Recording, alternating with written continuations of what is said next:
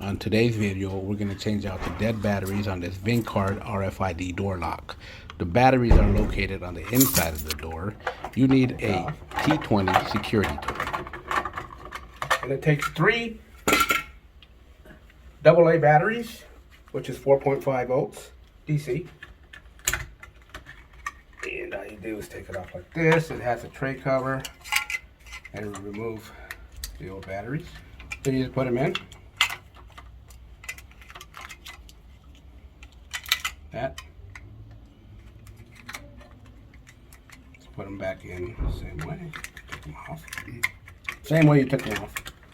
Snaps in just like that. There it is there. And then you put your cover back on. This is for the Vingcard ASSA ABLOY locks. There it is there.